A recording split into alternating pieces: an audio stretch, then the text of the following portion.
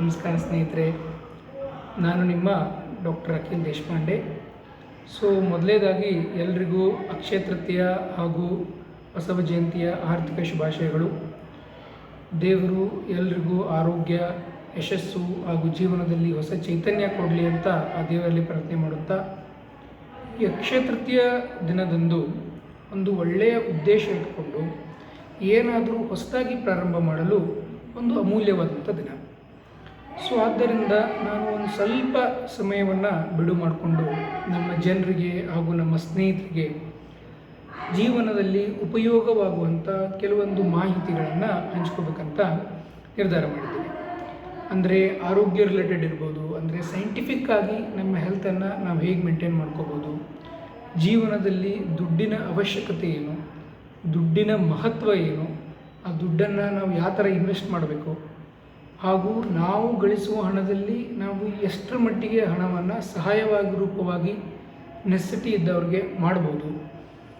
ಆಮೇಲೆ ದೇವರಂದರೆ ಏನು, ನಮ್ಮ ಧರ್ಮ ಅಂದರೆ ಏನು, ನಮ್ಮ ಆರೋಗ್ಯದಲ್ಲಿ ಸ್ಪಿರಿಚುವಾಲಿಟಿಯ ಮಹತ್ವವೇನು, ಆಮೇಲೆ ನಾವು ಸಮಾಜಕ್ಕೆ ಹೇಗೆ ಕೊಡುಗೆಯನ್ನು ನೀಡಬೇಕು, ಸಮಾಜದ ಬಗ್ಗೆ ಕಳಕಳಿ ಹೇಗಿರಬೇಕು, ಹಾಗೂ ಒಬ್ಬ ಜವಾಬ್ದಾರಿಯುತ ಪ್ರಜೆಯಾಗಿ ಈ ದೇಶಕ್ಕೆ ನಮ್ಮ ರೆಸ್ಪಾನ್ಸಿಬಿಲಿಟೀಸ್ ಏನು, ನಮ್ಮ ಕರ್ತವ್ಯಗಳೇನು, ಇವನ್ನೆಲ್ಲವನ್ನು ನಾನು ಶೇರ್ ಮಾಡ್ಕೋಬೇಕಂತ ಇದ್ದೀನಿ.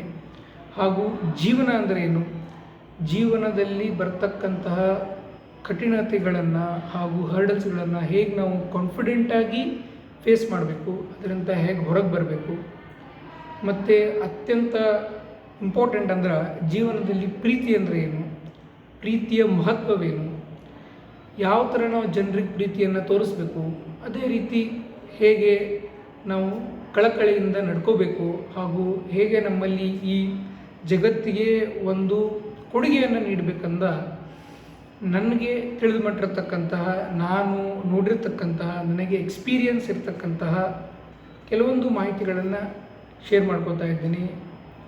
ಚಿಕ್ಕ ವಯಸ್ಸು ಆದರೂ ನನಗೆ ಎಷ್ಟು ತಿಳಿದಿದೆ ಅಷ್ಟು ನಿಮ್ಮ ಹತ್ರ ಶೇರ್ ಮಾಡ್ಕೋಬೇಕಂತ ಇದ್ದೀನಿ. ನೀವೆಲ್ಲರೂ ಪ್ರೋತ್ಸಾಹ ಮಾಡ್ತೀರಂತ ಅಂದ್ಕೊಂಡಿದ್ದೀನಿ. ನಿಮ್ಮೆಲ್ಲರ ಆಶೀರ್ವಾದವನ್ನು ಪಡೆಯುತ್ತಾ ಈ ಮುಂಬರುವ ದಿನಗಳಲ್ಲಿ ನಿಮಗೆ ಉಪಯುಕ್ತವಾಗುವಂಥ ನನಗೆ ತಿಳಿದಿರ್ತಕ್ಕಂಥ ಮಾಹಿತಿಯನ್ನು ಶೇರ್ ಮಾಡ್ತಾಯಿದ್ದೀನಿ. ದಯವಿಟ್ಟು ಎಲ್ಲರೂ ಪ್ರೋತ್ಸಾಹಿಸಿ ಅಂತ ಕೇಳ್ಕೊಳ್ತಾ ಮತ್ತೊಮ್ಮೆ ಎಲ್ರಿಗೂ ಹಬ್ಬದ ಆರ್ಥಿಕ ಶುಭಾಶಯಗಳು. ನಮಸ್ಕಾರ.